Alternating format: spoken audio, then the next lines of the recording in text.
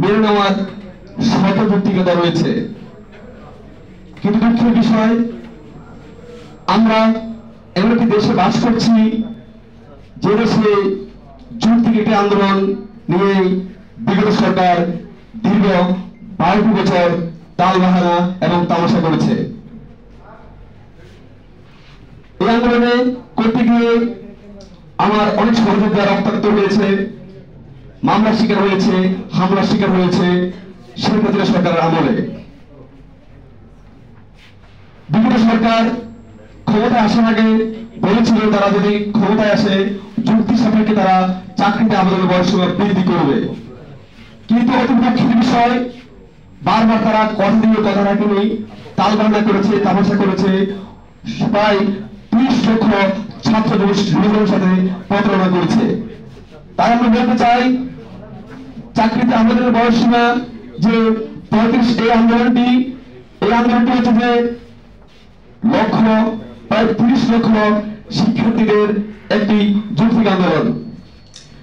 প্রিয় সাংবাদিক বন্ধু, প্রিয় উপস্থিত বন্ধু যারা আজ আমার কথাগুলো শুনতে পাচ্ছেন, আপনারা তো জানেন এই আন্দোলন অনেকভাবে করা হয়েছিল।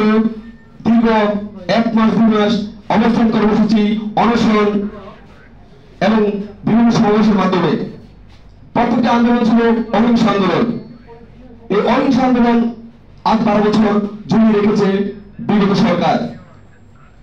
বিগত নির্বাচনের সময় সকল দলই কথা দিয়েছিল এই আন্দোলনটি যুক্তি, এবং তারা যদি ক্ষমতায় আসে অনেকে বলেছে আমাদের বয়সসীমা বৃদ্ধি করবে, অনেকে বলেছে 35 করবে, অনেকে বলেছে 40 করবে, অনেকে বলেছে চাকরিতে আবেদনের বয়সসীমা উঠিয়ে দিবে, অর্থাৎ উন্মুক্ত করা হবে আন্তর্জাতিক মানদণ্ড অনুযায়ী। আপনারা জানেন যে বিশ্বের প্রায় 160টি দেশে চাকরিতে আবেদনের বয়সসীমা 35, 40, 45, 50, 55, 59। অনেক দেশে চাকরিতে আবেদনের বয়সসীমা নেই, উন্মুক্ত করে দেওয়া হয়েছে। আমরা উন্নত দেশের কথা ভাবি, America, Switzerland, Canada, Australia, England. সাংবাদিক বৃন্দ, আপনি একটু দেখবেন যে প্রত্যেকটি দেশেই চাকরিতে আবেদনের বয়সসীমা 40, 45, 50 কিংবা 59। অনেক দেশে চাকরিতে আবেদনের বয়সসীমা নেই।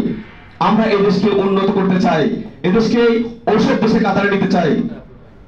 আমাদের দেশের বুদ্ধিজীবীরা এই নিয়ে গবেষণা করেন, কিন্তু এই নিয়ে কথা বলেন না। এটা খুবই দুঃখের বিষয়। যেখানে আমরা এই দেশকে উন্নত করতে চাই সেসব দেশে আপনার চাকরিতে আবেদনের বয়সসীমা উন্মুক্ত। আমি মনে করেন আমি যেদিন আমার সার্টিফিকেট মেয়াদ শেষ, আমার জাস্ট একটা ছোট লাইন বলি যে যেদিন আমার 30 বছর পূর্ণ হয়ে যায়, আমি মনে হয় আকাশ থেকে পড়েছি যে 30টি বছর আমি সার্টিফিকেট অর্জন করেছি, আমাকে আগামীকাল এক্সপায়ার ডেট করা হচ্ছে, আমাদেরকে হত্যা করে দেওয়া হচ্ছে। বলছে যে আমার আর কোনো যোগ্যতা নেই আবেদন করার। এতে বোঝা যাচ্ছে একটি রাষ্ট্র সরকার লক্ষ লক্ষ মেধাবীদেরকে হত্যা করছে সার্টিফিকেটের মেয়াদটাকে লিমিটেশন রেখে। যেই সার্টিফিকেটের মেয়াদ হওয়া উচিত উন্মুক্ত, যে কোনো সময় মেধার যোগ্যতা প্রমাণ করতে পারি।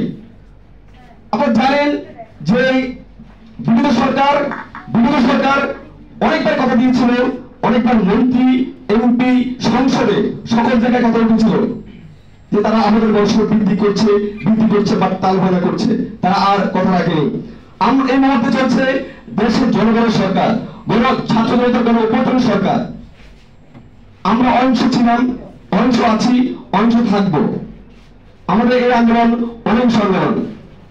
তাই আমি প্রিয় সাংবাদিক বিন্দুকে, যারা আজ এখানে আমাদের মেহমান বিন্দু আছেন, তাদেরকে বলবো যে আপনারা দেশের পক্ষে কাজ করছেন, সমাজের পক্ষে কাজ করছেন, জনগণের পক্ষে কাজ করছেন, জনগণের কথা বলছেন।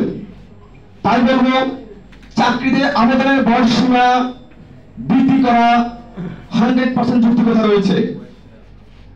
এছাড়াও এদেশের আমি দাঁড়িয়ে বললাম এদেশে অনেক সেশন ছিল, সেটা কিছু কমিয়ে আসছে, বাট সেটা কিন্তু ইম্পর্টেন্ট নয়। ইম্পর্টেন্ট হচ্ছে যে আমি আমার যোগ্যতা দিয়ে আপনার আবেদন করতে চাই, আমি দেশের জন্য সেবা করতে চাই, সমাজের জন্য সেবা করতে চাই, জনগণের জন্য সেবা করতে চাই, রাষ্ট্রের দায়িত্ব নিতে চাই। সেই জন্য চাকরিতে আবেদনের বয়সসীমা ন্যূনতম 35 এবং আন্তর্জাতিক মানদণ্ড অনুযায়ী চাকরিতে আবেদনের বয়সসীমা উন্মুক্ত করে দেওয়া উচিত। আমি দুটি কথা বলে শেষ করব। প্রিয় সাংবাদিক বিন্দু, আপনারা জানেন যে এই সরকার এসেছে জনগণের জন্য কাজ করার জন্য। ছাত্র সমাজ, যুব সমাজ, কৃষক সমাজ, শ্রমিক সমাজ, সকল সমাজের জন্য কাজ করতে এসেছে। এখানে প্রায় 30 লক্ষ শিক্ষার্থী রয়েছে, যাদের সাথে কয়েক কোটি মানুষ ইনভলভ রয়েছে। তাই আমরা বলতে চাই, আমাদের যৌক্তিক দাবি নিয়ে আর যেন তাল বাঁধা হয়, আর যেন সময় ক্ষেপণ না হয়, আর যেন আমাদের সাথে প্রতারণা করা না হয়। আমরা চাই অতি দ্রুত এই সরকারের চাকরিতে আবেদনের বয়সসীমা যেন ন্যূনতম 35 সহ আন্তর্জাতিক মানদণ্ড অনুযায়ী চাকরিতে আবেদনের বয়সসীমা বৃদ্ধি করে। আশা করি প্রিয় সাংবাদিক বিন্দু, আপনারা বিষয়টি খেয়াল রাখবেন, কারণ আপনাদের মাধ্যমে এই মেসেজটি চলে যেতে পারে।